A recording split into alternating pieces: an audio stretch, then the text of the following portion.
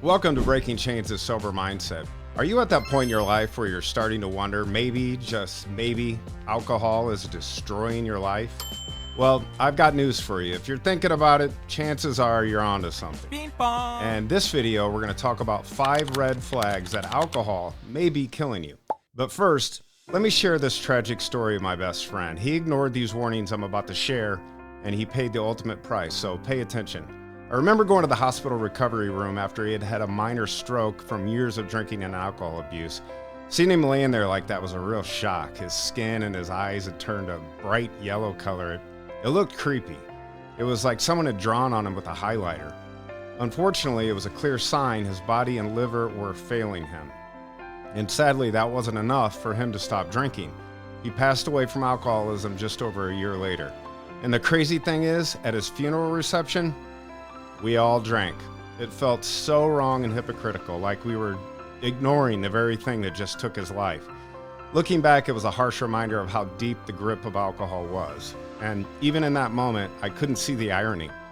The tragic event was a huge wake-up call for me, honestly. Honestly, it scared the shit out of me. I realized I had to stop drinking or I'd be following right in his footsteps. And to this day, I still carry a lot of guilt knowing that I played a part in his addiction. I mean, we lived together, we drank together, and enabled each other together, all while watching our lives fall apart right in front of us. It was like we were both trapped in a downward spiral, but neither one of us wanted to admit or break the cycle.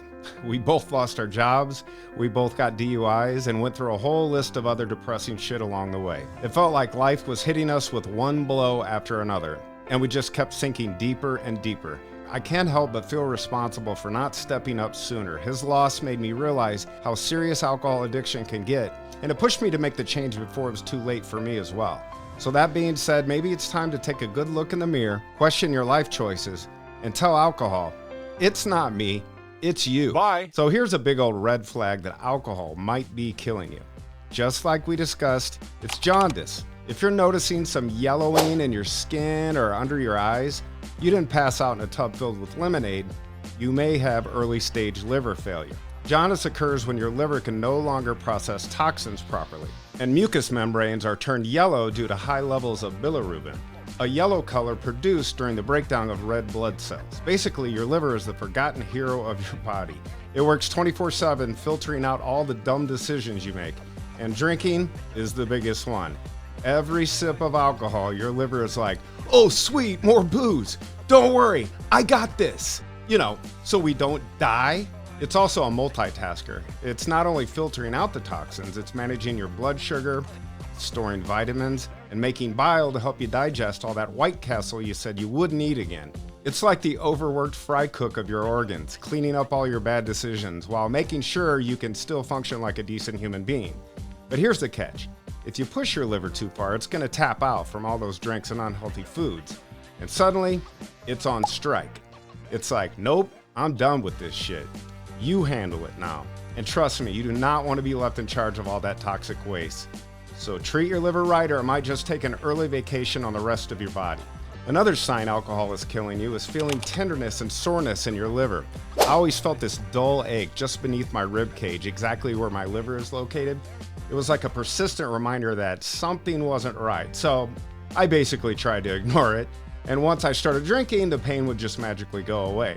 You see, when you drink too much, your liver gets inflamed, which can lead to conditions like alcoholic hepatitis. This inflammation causes swelling, and since your liver is in a tight spot under your rib cage, that swelling creates pressure and pain. That tenderness you feel, it's your liver's way of saying, hey, take it easy, I'm dying over here.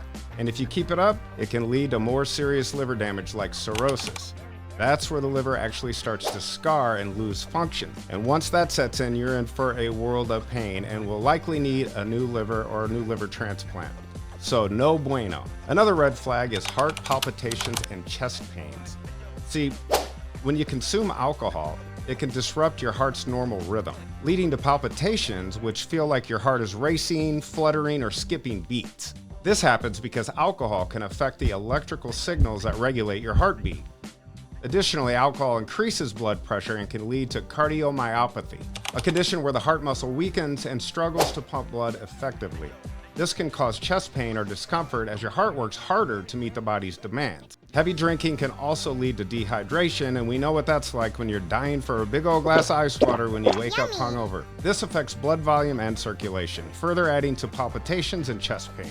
The combination of these factors can create a situation where your heart feels like it's in overdrive, leading to distressing symptoms that should never be ignored. The next warning alcohol is killing you is sudden or gradual weight loss, which I know for some people sounds great, but chronic alcohol consumption can lead to liver conditions like fatty liver disease. So your liver struggles to perform vital functions, including the regulations of metabolism and fat storage. It's no big surprise that us alcoholics often have terrible eating habits at 4 in the morning and don't exactly reach for healthy foods. Also, alcohol can interfere with the absorption of nutrients in the intestines, leading to the shortage of vitamins and minerals that are crucial for maintaining a healthy weight.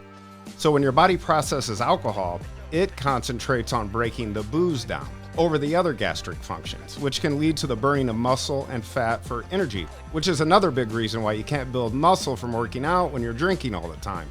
Overall, the combination of liver damage, poor nutrition, and reduced appetite can result in significant and concerning weight loss. And finally, a huge warning sign that alcohol may be killing you, and I know this one all too well, delirium tremens, otherwise known as the DTs. This is a severe form of alcohol withdrawal that can occur in people who have been drinking heavily for an extended period or suddenly stop or reduce their alcohol intake. Several alarming symptoms include severe confusion and disorientation, such as difficulty recognizing people and altered mental status. Some people may experience hallucinations, where they may see, hear, or feel things that aren't there. It's like taking acid, but not on purpose. It also comes with severe agitation and anxiety, coupled with rapid heartbeat, sweating, and high blood pressure and tremors. Basically, your body goes into overdrive, mimicking a state of extreme stress. And finally, the DTs can give you seizures and shakes, which can be so bad you can't even sign your name on the back of a check without having a drink first. When I went to rehab, which I was fortunate enough to have insurance for, I was immediately put on anti-tremor meds and Valium to chill me out and ensure my safety. So under no circumstances, if you're at this stage of alcoholism, should you try to do this solo. Definitely talk to a healthcare professional before going cold turkey. Hey, thanks again for tuning in. I really hope this episode helps anyone out there struggling, and don't be afraid to reach out. We love hearing your stories and progress. And if you're sober, congratulations. Be sure to share this with someone who might benefit from it. And as always, God loves you, and so do I. Peace.